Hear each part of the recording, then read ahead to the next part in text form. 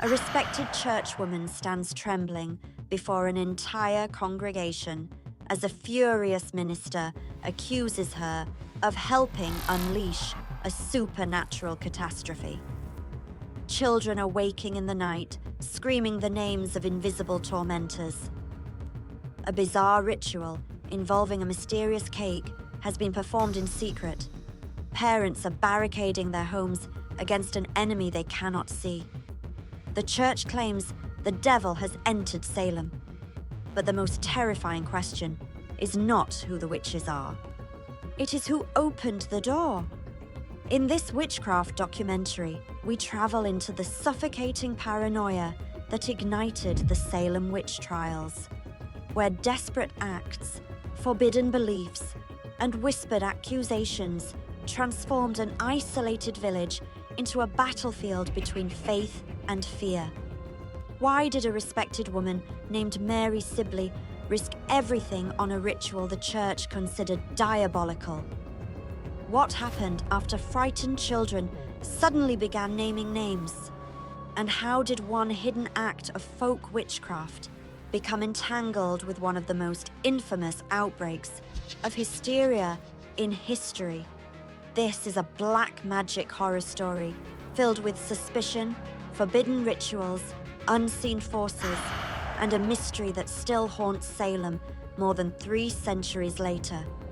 Because sometimes the most dangerous witchcraft is not the spell itself, but the fear it leaves behind. The Salem Village Meeting House in the late winter of 1692 was a structure built for suffering. It was a crude, unpainted wooden box sitting on the edge of a massive, impenetrable wilderness, offering no heat, no comfort, and no sanctuary from the biting Massachusetts wind. On the morning of March 27th, the congregation huddled tightly together on the hard, narrow wooden benches. The air was thick with the suffocating smell of damp wool, unwashed bodies, and the sharp, metallic scent of sheer terror. The village was already starving. The winter had been brutally long. Native American raiding parties were rumored to be moving through the tree line, and a mysterious, unnatural sickness had taken root inside the home of their own minister. Sitting rigidly in the center of the congregation was Mary Sibley. She was a respected, pious woman, the wife of a prominent landowner, and a devout member of the Puritan covenant. But as she stared straight ahead at the raised wooden pulpit, her hands shook violently beneath her heavy apron. She knew exactly what was about to happen. She was not a witch. She had never signed her name in the devil's book, or danced in the dark corners of the forest. Yet, she knew that when Reverend Samuel Parris finally stepped up to that pulpit, he was going to destroy her life. Mary Sibley was about to become the scapegoat for the deadliest, most catastrophic, supernatural panic in American history. To understand the absolute terror of this moment, one must understand the psychological prison of the Puritan faith. The settlers of Salem did not view the devil as a metaphor. To them, Satan was a physical, roaming entity, constantly pacing the borders of their village, desperate to drag their souls into the fires of hell. When Reverend Parris's 9-year-old daughter, Betty, and his 11-year-old niece, Abigail Williams, began to experience horrifying violent fits, the village doctors did not diagnose a physical illness. They diagnosed the evil hand. The girls contorted into impossible shapes, choked on invisible pins, and screamed that spectral entities were biting their flesh in the dark. For weeks, Reverend Parris had insisted on fighting this unseen enemy through strict, orthodox Calvinist means. He ordered the village to fast. He demanded relentless, grueling prayer. He told the terrified parents of Salem to simply wait for God to deliver them. But Mary Sibley, whose own niece, Mary Walcott, had recently joined the ranks of the afflicted, could not stand the agonizing waiting. Watching the children of her family twist and scream in supernatural agony triggered a primal, fiercely maternal desperation. The high theology of the Puritan Church was failing to protect them.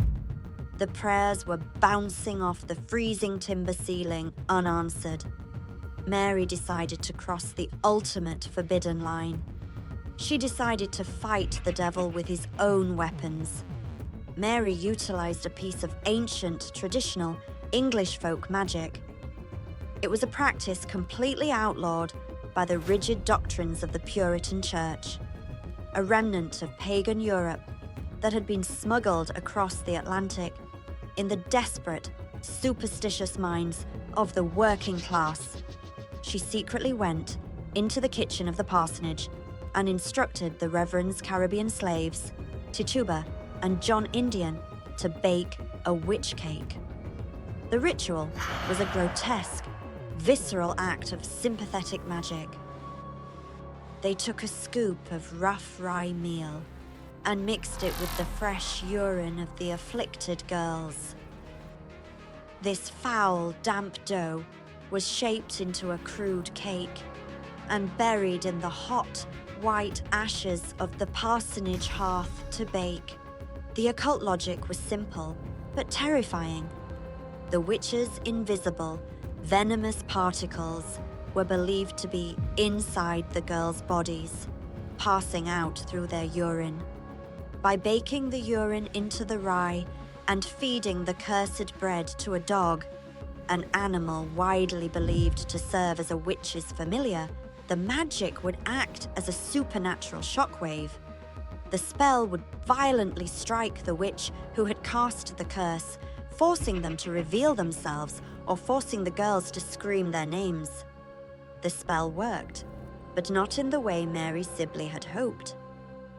Almost immediately after the dog consumed the ash-covered cake, the dam broke. The girls' fits intensified to a fever pitch, and they finally began to shriek the names of their tormentors. They named Tituba. They named Sarah Good. They named Sarah Osborne. The witch cake successfully triggered the first wave of accusations, providing the terrified village with physical targets. The invisible terror finally had a face. But when Reverend Samuel Parris discovered that a counterspell had been cast beneath his own roof, using his own hearth and his own slaves, his reaction was not relief. It was apocalyptic fury. Reverend Parris was a deeply insecure, highly controversial minister who was already fighting to keep his position in a fiercely divided village. He realized immediately that the folk magic performed in his kitchen was a massive theological disaster. If the congregation believed that an old English spell had cured the girls when his own fasting and prayers had failed, his spiritual authority would completely collapse. Furthermore, Puritan theology strictly dictated that there was no such thing as white magic. To use magic to find a witch meant that you were actively utilizing the devil's power. By baking the cake, Mary Sibley had not closed the door to the underworld. She had kicked it wide open. This brings us to the freezing morning of March 27th.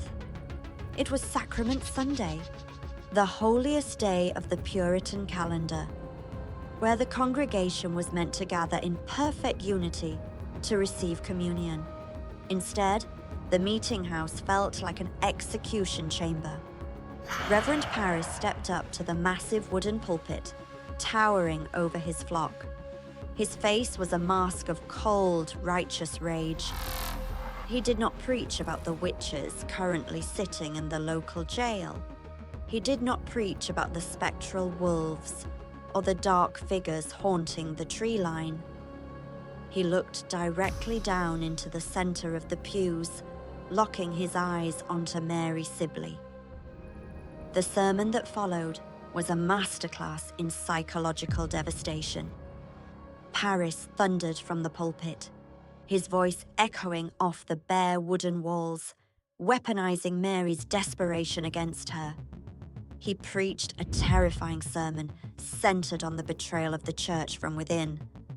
He declared that the devil could never have penetrated the holy defenses of Salem on his own.